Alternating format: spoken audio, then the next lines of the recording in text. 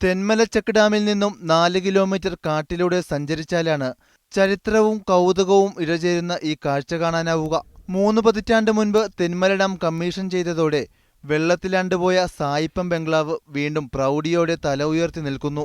1887-ലാണ് ബ്രിട്ടീഷുകാരനായ TJ Cameroon ഈ ബംഗ്ലാവ് പണി കഴിപ്പിച്ചത്. 15 മുറികളുണ്ടായിരുന്ന ബംഗ്ലാവിന്റെ ജനലുകളിൽ കണ്ണാടി പതിപ്പിച്ചതിനാൽ കണ്ണാടി ബംഗ്ലാവ് എന്നും നാട്ടുകാർ വിളിച്ചിരുന്നു.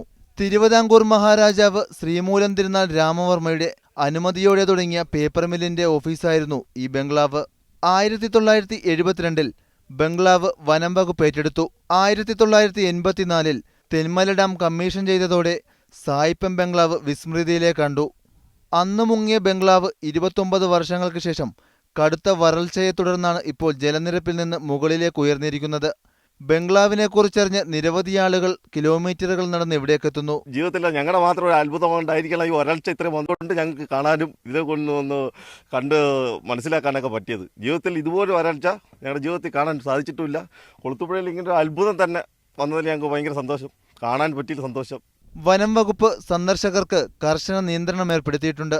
മൺസൂൺ ആരംഭിക്കുന്നതോടെ സായിപ്പം ബംഗ്ലാവ് വീണ്ടും ആഴങ്ങളിലേക്ക് മടങ്ങും. തെന്മല ഡാമിൽ വെള്ളം കുറഞ്ഞപ്പോൾ ചരിത്രത്തിന്റെ ഒരു ശേഷിപ്പാണ് ഉയർന്നു വന്നിരിക്കുന്നത്. ഇത് പുതുതലമുറയ്ക്ക് ഏറെ കൗതുകം പകരുന്നു. സായിപ്പൻ ബംഗ്ലാവിന് മുമ്പിൽ നിന്നും ക്യാമറമാൻ സാദിഖ് പാറക്കലിനൊപ്പം PL കിരൺ, മീഡിയ 1.